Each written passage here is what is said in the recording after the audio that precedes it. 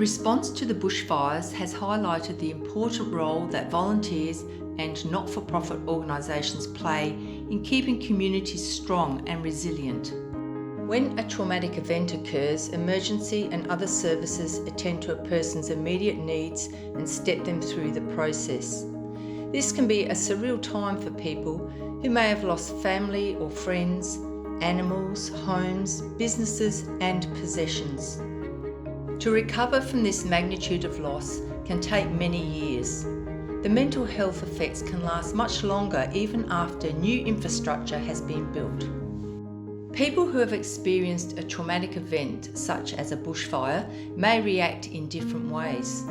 Some may need immediate attention. However, some may have a delayed reaction. Some people may not have experienced the trauma directly, but may have been watching the devastation on TV or know people who were involved in the trauma.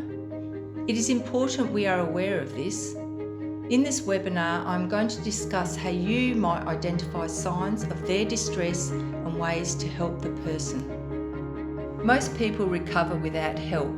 However, some may develop a mental illness, such as post-traumatic stress disorder, anxiety disorder, or depression. It is important that the person is assessed over the next few weeks following the event.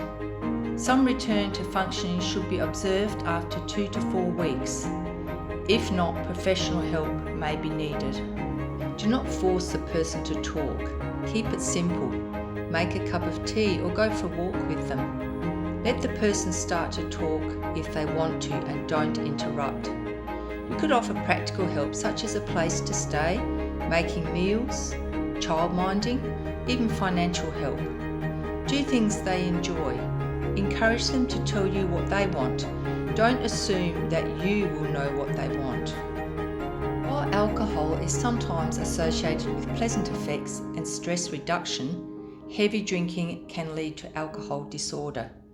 So we need to be mindful that a person isn't self-medicating with alcohol and keep monitoring for declining mental health.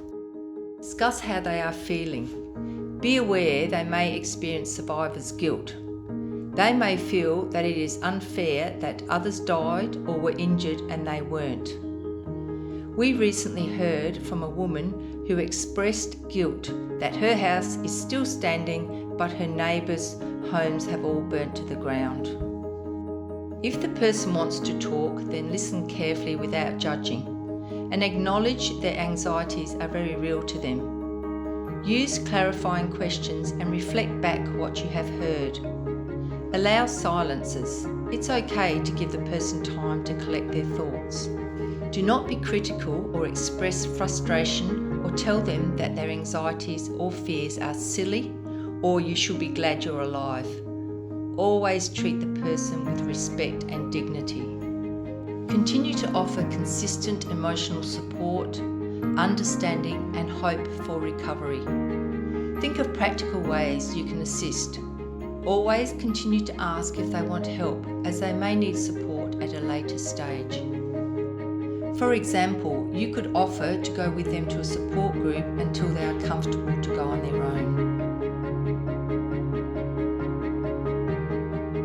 To recover from this magnitude of loss can take many years. Encourage them not to give up.